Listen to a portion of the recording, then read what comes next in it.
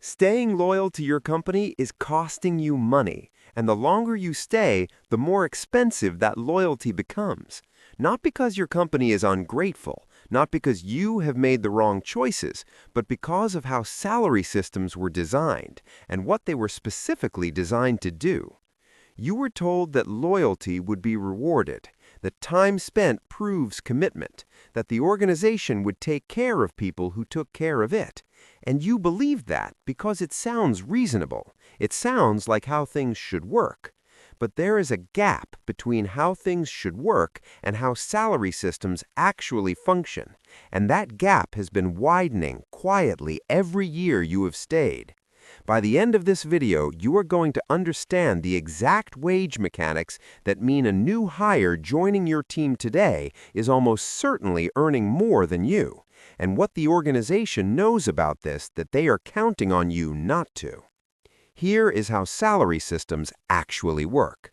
When a company hires someone new, they set the salary at market rate, whatever the role commands right now in this market today. They have to, because if they go below market rate, candidates go elsewhere. The market sets the floor. When a company gives an existing employee a raise, they do not recalibrate to market rate. They give a percentage increase on top of what you were already earning. 3%, 4%, sometimes 5% if it was a good year. This is called a cost of living adjustment, and it sounds generous until you understand what it is actually doing. It is anchoring your compensation to a number that was set years ago in a different market when you had less experience and less leverage. And every year, that anchor drifts further from what the role is actually worth on the open market. Meanwhile, the market keeps moving. New hires keep coming in at market rate, and the gap between what they earn and what you earn for the same or similar work keeps growing. This is not an accident. It is a structural feature of how compensation systems are built. External hires cost more than internal raises, and companies have known this for decades. They built the system this way because it's cheaper, and it works as long as the people inside it do not leave. Your loyalty is the mechanism that makes the model function. Without it, the gap could not persist. The moment people leave and get hired somewhere else at market rate, the system resets, and the company has to pay market rate to get someone in, which is what they should have been paying you all along. Here's what makes this worse. It's not just salary, it's trajectory. Every year you stay below market rate is a year your raises compound on a lower base. Your pension contributions, if percentage-based, are calculated on a lower number. Your negotiating position for the next role, which is often benchmarked against your current salary, starts from a lower floor. The cost of under-earning now is not just the money you're not receiving today. It's the trajectory those numbers set for the next 10 years. The financial cost of loyalty is not a single figure. It's a compounding one. Here's the part that closes the trap entirely. The longer you stay, the harder it becomes to leave. Not because leaving gets more difficult in practical terms, because the cost of leaving, emotionally, socially, logistically, keeps rising while the financial case for staying gets weaker. You become the person who knows everything, the institutional memory, the one everyone comes to when something breaks, and that feels like security. It feels like value, but it is not security. It's a different kind of anchor.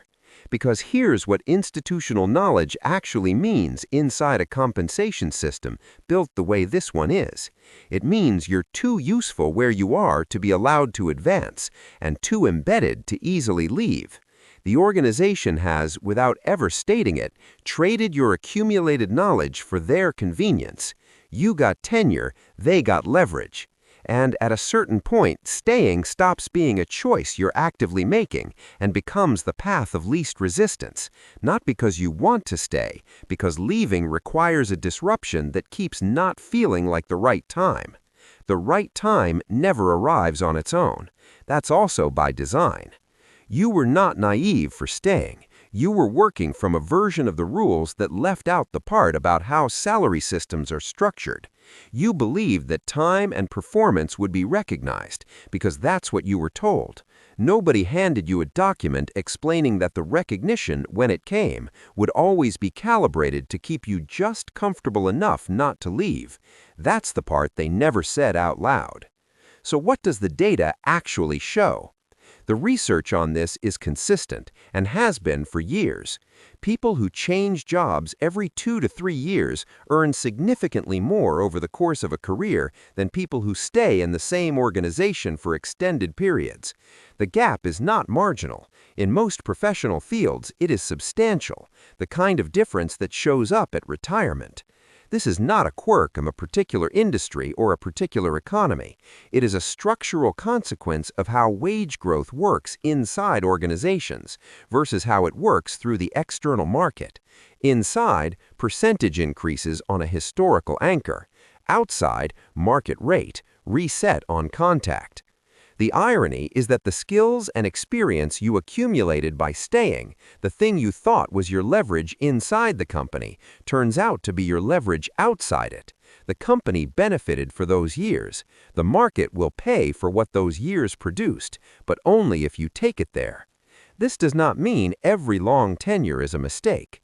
There are organizations that actively manage this gap and regularly recalibrate salaries to market rate.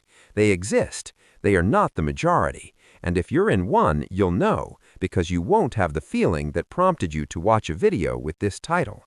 The question is not whether loyalty is a virtue. It is. The question is whether the organization you're being loyal to has designed its systems to honor that loyalty in return, and most have not. Most have designed their systems to rely on it. Knowing that does not require you to leave tomorrow. It requires you to look at your current compensation against the market rate for your role and your experience, not what you're earning relative to what you were earning 3 years ago, what you're earning relative to what someone with your skills gets hired for today. If those two numbers are close, your company has been fair. If they are not, you now know why, and you know it's not an oversight. That's corporate GPS, the map they never handed you.